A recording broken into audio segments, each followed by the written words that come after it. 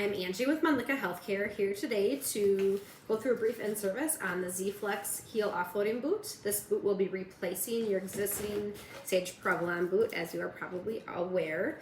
We have a little cheat sheet here kind of showing you the differences between the boots, and then I will also leave an application guide that will basically walk through the in-service that I am doing right now. So for those of you that haven't seen it, again, this is our boot. We'll kind of point out the differences and then show you how to put the boot on your patients. So what makes it different? As you will see, our boot has the 3 straps on the side of the patient's leg instead of going across the patient's shin.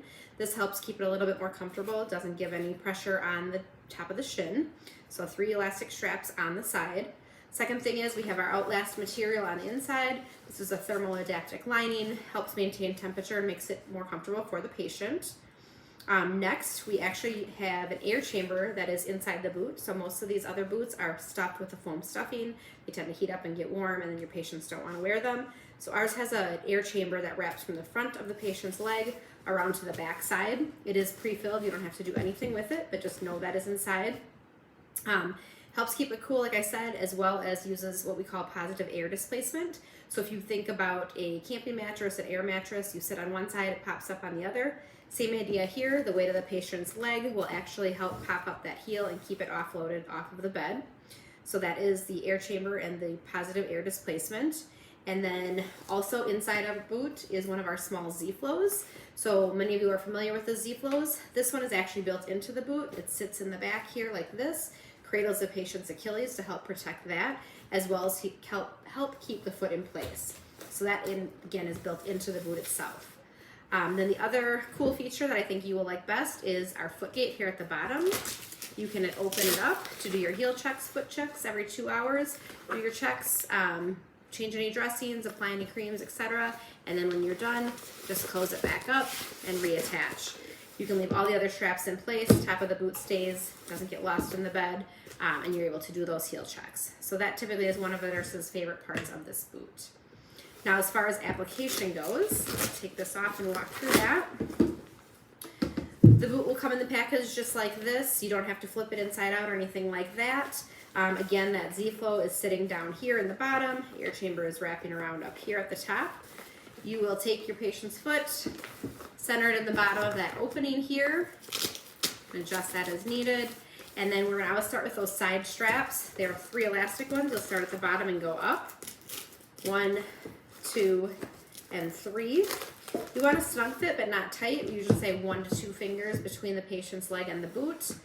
You'll see they are compatible with SCDs. Depending on the type, you can either run it here through that bottom and the first strap, or some will also put it in between strap 1 and strap 2, whatever works best for your patient.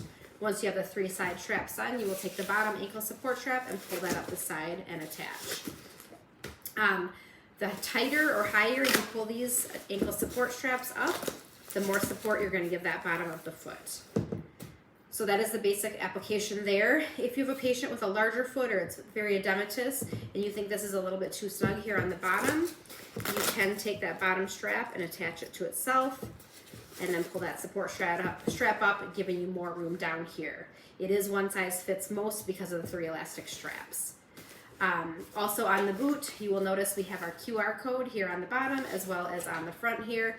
If you need a refresher video that walks you through this application, you can scan this on your phone and it will take you to a video just like what we ran through here. If you have another patient that just won't keep the boot on, if they're too large a foot and you just don't think this is working, you can also change to our Z-Flow.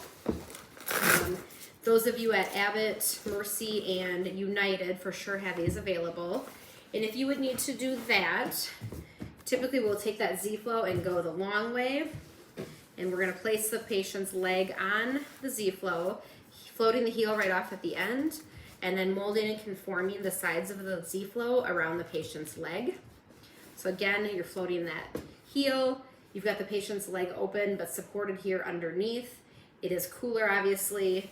And hopefully that patient will keep this underneath them. Stays better than a pillow and less warm than a typical boot. So this is option 2. Pricing is virtually the same as the boot and the Z-Flow, so you're not spending more money by using the Z-Flow. So just remember that option on those larger patients. A couple questions that sometimes come up. Remember that air chamber is pre-filled like we talked about. You don't need to do any filling of that air chamber. The other things that we talk about, let's see, they come singly. So if you need two, patient has 2 feet, you're going to order 2 boots as well as 2 Z-flows if you were doing that. Single patient use, just like most of the other boots, they can follow the patient, they can take them home. As far as cleaning them, you'll wipe them down with your regular disinfectant wipes. Cannot go in washing machines. A few people have asked that. Some people ask, why don't we have a wedge? The reason behind that is having a wedge makes the patient's feet stick up straight in the air, which is actually not a natural position or neutral position.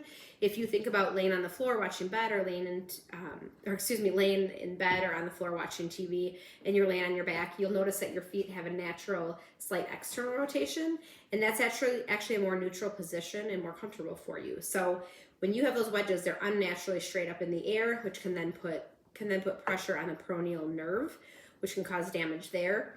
Typically, if the patient's feet are opening too far out externally, you can correct that at the hip. That means the hips are opening. So if you put a pillow or a Z-flow next to the patient's hip to keep that closed, it will also help keep the feet in that more neutral position. So that's one way of fixing that. Other questions that we sometimes will see, that's kind of the wedge thing. The cost is about the same. The cost of the new boots is $38. Your previous boots were probably in that $42 to $46 range, so you are going to see some savings there. Other places that have switched to these boots, locally we've had North Memorial just did a large conversion there with great success. University of Iowa also recently changed, and the VA at Milwaukee recently changed as well. We're working on Minneapolis, hopefully, as well. You can also use the boot in conjunction with the Meplex border heel dressing if you want protection both ways. Typically, we see the longer term patients use the boots and those shorter term use the dressing. But if you are in doubt, please refer to your hospital's protocol to determine which one would be best. Other things, we can't say it prevents foot drop. To actually prevent foot drop, you would need that hard boot that gives that support. We definitely do support holding the foot in place, but we cannot make the claim that we actually prevent foot drop. Other than that, if you have any questions, let me know. Again, we will leave the conversion here showing the switch to the boots as well as those application guides. If you have any other questions, please let us know. Thank you.